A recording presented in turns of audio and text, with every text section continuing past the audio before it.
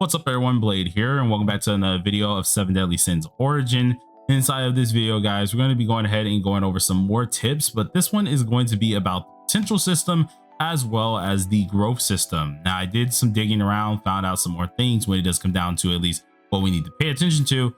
So I wanted to go ahead and go over them with you all. But before, of course, we get into the video, be sure to hit that like button, hit that subscribe button. Helps me out a lot. We're trying to truck to 18K and trying to hit 20K before my birthday, which is April 18th this year now. Crazy to see that we're in 2026, and we're going to continue going from there. But before we get into the video, pay attention to this real quick, and of course, we'll continue from there. Before we continue with the video, be sure to support my channel by clicking the link in the description and starting a new Raid Shadow Legends account. You'll also get $200 worth of free goodies, a legendary champion, as well as 4 awesome epics as you level up. Make sure to use the code Desert Queen as well to get another legendary if you want to. And this helps out not only just me, but the channel a lot. So be sure to click that link and join me in Raid now. All right, so you guys listen to the YAPPED, and as I did say before, be sure to hit that link. You don't got to play the game if you don't want to, but just creating the account on that link that is in the description or either in the comment section really would help out the channel a lot here. Got a lot of plans going on, so of course look forward to that in the future. But I've already yapped enough of your heads off here. Let's get to the video. So as I did say before, I found this little link here, which is going to be the growth edition, and pretty much it's going to have a lot of things requiring not only just the hero growth, but equipment enhancement, and then of course like dupes and all that functions. The thing is, I want to split this up into 2 different videos because there is actually a lot of information that I do want to go ahead and try to pinpoint little bit by bit. And so we're gonna have obviously different things to go over. One of the channels that I do want to go ahead and check out is going to be one of my friends' channel, or at least acquaintance that I do know, named Kelbert. If you guys have not subscribed to him, be sure to subscribe to him. He's another dude who's going to be doing, of course, 7 Deadly Sins Origin all the time here. And I want to see if we're able to at least mix match some of this stuff and figure out exactly how it does work here as well. So just keep that in mind. But by looking at this here, we're able to go ahead and click the link and see the tips growth edition. Now, the growth edition itself is going to be going over mastery points, weaponry, as well as hero growth, which is very interesting because I feel like this can be split into multiple videos. So I am going to try to do so, especially seeing that it can get a little bit complicated to my small brain at times. So when it does come down to hero growth, it acts as we already know. Obviously, you're going to get from just leveling here, you're going to get from fighting things, but there is a difference. It's not only growth from just leveling up, but you have to get up this new thing called mastery. Now, mastery is something as a feature that acts as a level up, but kind of different here. As you can see, if you look at the basic info, you see all their little information here, but really, as we notice, mastery's down here. It's a total different little selection, total different thing, the whole different system mechanic here. And pretty much as it is a shared mastery level, or it is a shared mastery level that you get with each character. And by doing so, you can get new weapons here. You're able to, of course, make your character stronger and get potential points. Pretty much as our mastery does grow, if you guys can see it right here, we're able to obtain 4 of these potential points, which can develop our hero's potential. Now, as it says right here, for our shared mastery points here, we have the max growth level being level 30. These are going to be required. You're going to need, of course, mastery EXP, which are most likely acquired doing like different little missions, getting up weaponry, things of that nature here. And you can get them also from elite tokens to get these actual mastery points themselves. Now, apparently, these points, or the potential points, the mastery themselves, can be acquired by enhancing, which is one of the other things that I'm interested in, seeing that the shared mastery at level 30 itself can then go into the potential point system. Well, this potential point system ends up going ahead and, I guess, evolving a little bit more here, because the only ways that I know of getting potential points is not only just doing this, but getting duplicates of characters. So it does come into play with this. But as you can see, it says 1 level is going to happen per weapon.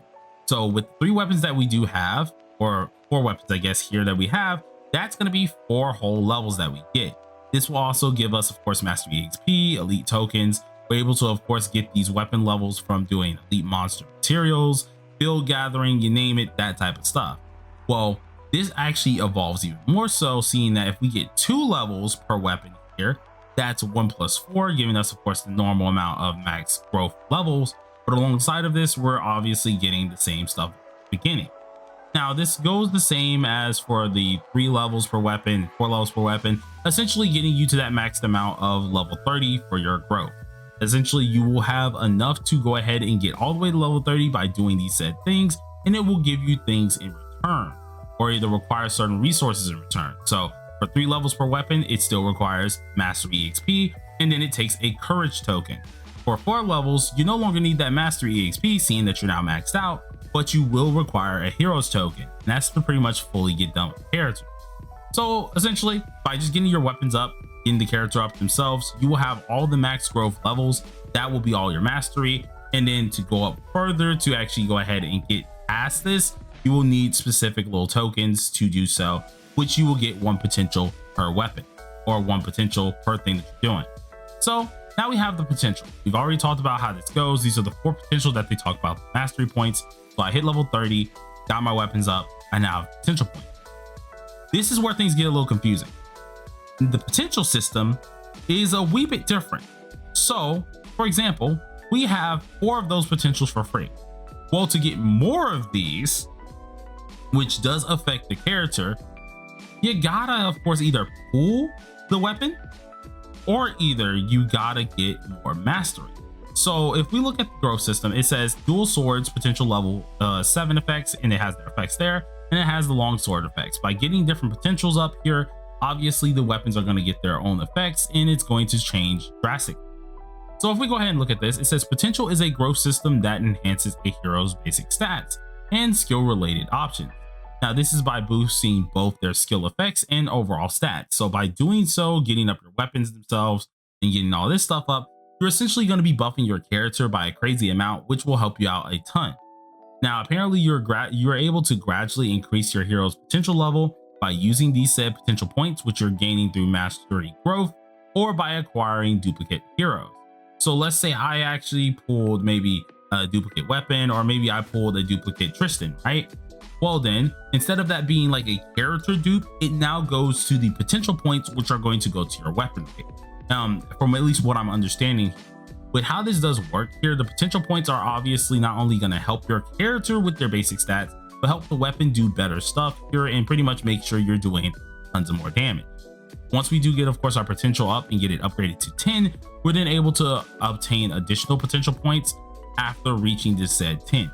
Any more that you have that 10, at least any other duplicates from that 10 here, will then be converted into a special exchange currency, which is also awesome. So essentially, level 10 is the max amount. If you get any additional potential points, you then will convert those to special exchange currency, kind of like dupes. If you had extra dupes for a character, let's say I have 6 dupes, that's usually the max for most characters in gacha games. Well, then I got 6. Any other dupes I get of that character will now turn into that special currency. And this is pretty much the same way. If I get too many potential points, well, the rest of those are going to go into special currency, and we can go ahead and use them on either different characters, different exchange items. You don't know, I really don't know, because of course I didn't get to play the beta, so obviously we're gonna have to figure that out together, but of course I'll try to keep you guys informed of that. But then they show us at least the system of the potential, and this is going to be the last thing I really want to talk about for this video, because then we get to equipment growth, which I'll make it to a different video. But the potential level itself has enhancement effects. So we know for a fact we get 4 potential levels just by getting the weapons up, getting our mastery up with said weapons, and this affects our character.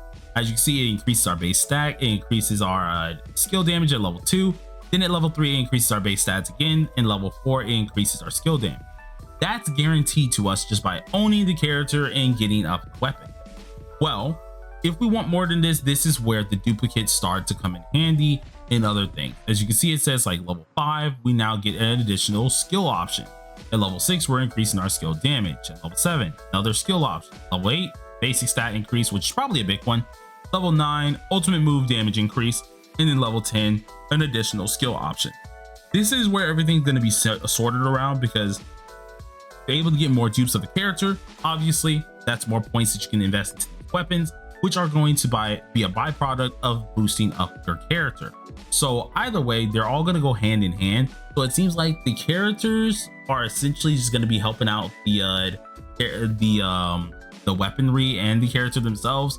And from what I know, a lot of the weapons you can actually grind up as well, or at least eventually you'll be able to get some of their weapons equipable just by grinding. So it is kind of interesting to see something like this inside the game. It's a different turn, but I'm really wondering how they're going to pull it off. I saw a lot of people talk about it. Kelber, I think, was one of the people who talked about it, which was it was a ton of dupes that they were showing on the screen. I think it was either Kelber or maybe Giku that talked about it as well, where there was different 7 Deadly Sins origins, let's see, origin dupes here.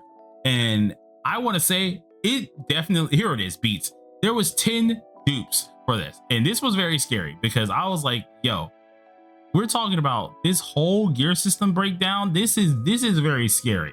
But essentially, it's just all going to go hand in hand, which is very, very interesting to see, especially when I thought about it a little bit more. And actually, I want to go ahead and give you guys a visual as well on this before we close out, seeing that just by getting up these things, it does contribute to our potential system.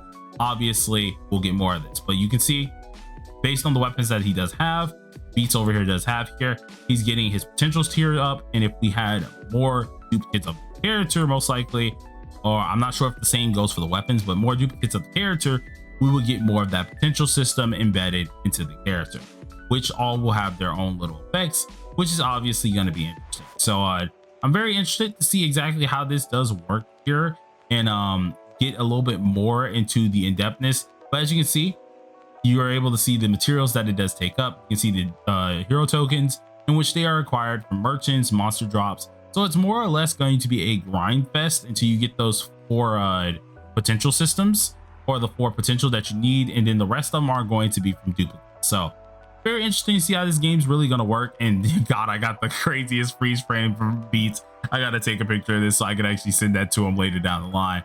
But if you guys did enjoy the video, be sure to hit that like button, hit the subscribe button. It really does help me out a lot here. We're going to go over the equipment in our next video, so of course look out for that as well. And hopefully I get some more information on this too, to understand how this game's going to work, because we're going to be covering this game on the daily, much like my P5X content. You guys already see how much I cover that game a lot. I'm going to try to do the same thing with this game and make it another staple. But till then, everybody, thank you for watching. Peace out. Be sure to support my channel by clicking the link in the description and starting a new Raid Shadow Legends account. You'll also get $200 worth of free goodies, a legendary champion, as well as 4 awesome epics as you level up. Make sure to use the code Desert Queen as well to get another legendary if you do want to. And this helps out not only just me, but the channel a lot. So be sure to click that link and join me in Raid now. I appreciate all you guys, and peace out.